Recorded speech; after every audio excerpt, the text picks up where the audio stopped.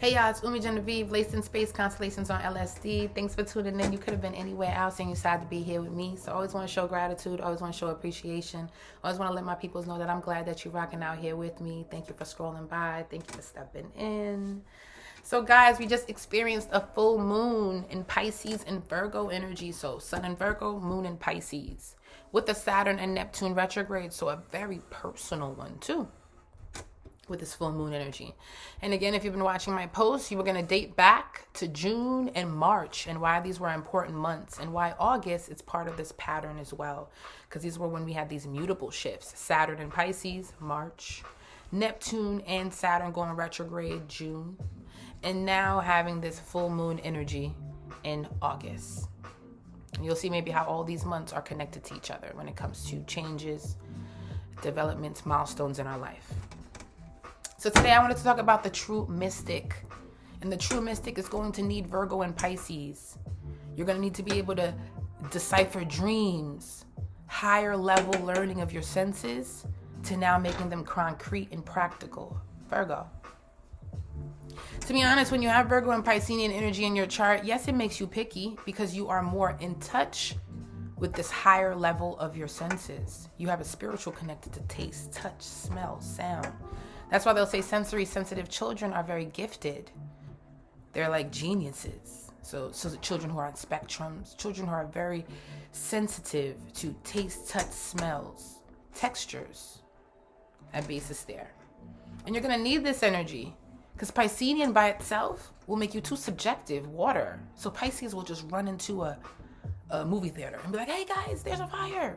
They're like, why? Why do you think there's a fire, Pisces? Because I had a dream. I had this higher level understanding of my senses, mentally, waterly, emotionally, that lets me know that this is coming. Virgo's like, we don't believe you, because if you have too much of Virgo becomes a little bit of pessimistic, maybe a little cynical, maybe routine, mundane. They don't really go into that higher level. They're more into the higher level of being practical, being consistent. So they'll be in spaces where they can just reject things. If things don't make concrete sense, physical sense, they don't believe it. They can't dive into it. It needs to make sense to their everyday, concrete life. So that can make Virgo energies feel like they lack certain types of spiritualities. They lack certain types of freedom-seeking, emotional philosophy types of lifestyles. So they have to merge both. Where we take this higher level understanding of our senses, this Jupiterian Neptune astral projection, and now make concrete sense to it. And the only way to do that is to build routine in your life. Because when you build routine in your life, you know that if I do something every day on a consistent basis, and anything that comes outside of it that is not normal, means that that must be a sign.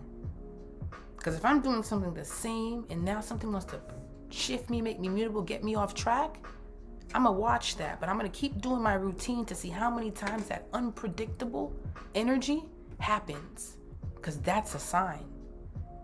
Because if we don't really find the balance in that, we'll just become a little crazy.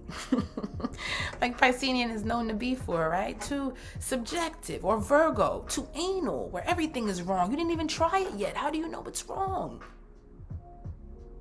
But when it comes together, it now has an intuitive, more in-depth understanding of its surroundings, where from a distance, it could already know what's not right for it, what's forthcoming.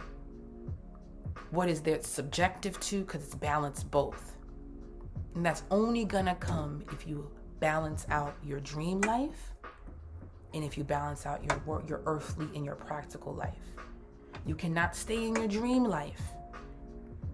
Like you cannot stay in a space where it's always what you believe, what you assume, what your dreams told you, if you're not putting in that physical activity to make sure that makes sense. Meaning every day I do 1, 2, 3, 4, 5. Every day I go into consistency. I go into what I don't want to do or go into physical discipline so my body could be a vessel to bring forth this message. So my body can let me know that this message is actually true.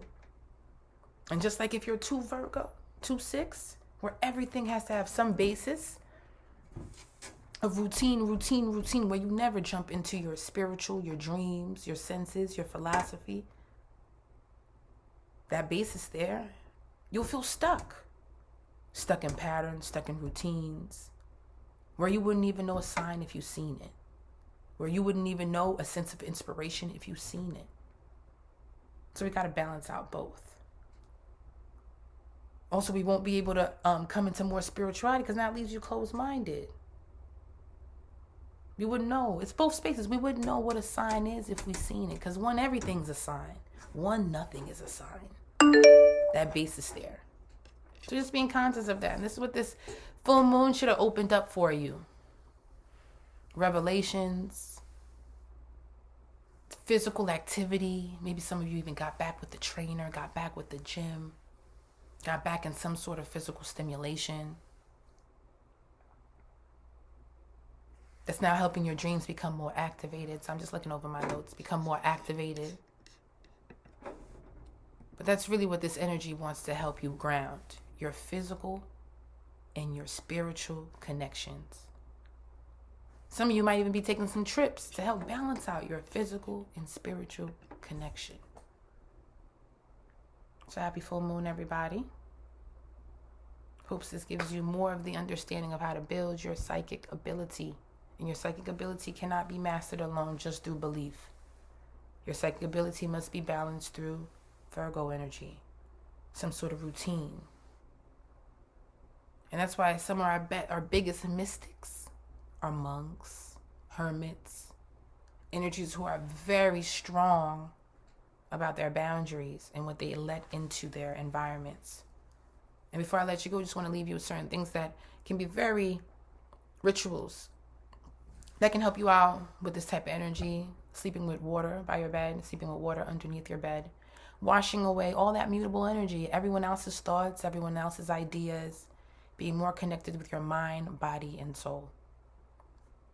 Going by the water, like a lot of you Pisceans right now, let it be rising, moon, sun, have been traveling by the water, more connected to the water, just coming into spaces where water therapies have become centered, and it should be.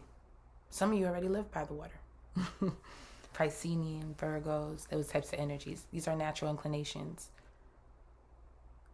And the only way to balance water is to keep it on ground, to balance it underneath the ground, to have some sort of grounding. So Virgo energy.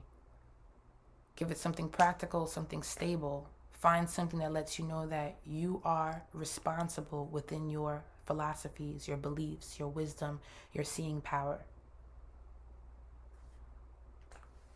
I try to go to the gym before I do sessions or do some sort of physical activity, give my body discipline so I can be a proper vessel for this information. And when I don't really do any physical activity, where am I? Like how do I say it? Like a couch potato? I struggle with being a good vessel. So for those out there who want to find more power in seeing, more energy in their dreams being more activated, be conscious of your body. Be conscious of the vessel that you want this information to go through. Love is love. Thank you so much. You guys have been amazing. Mwah. See y'all on the other side.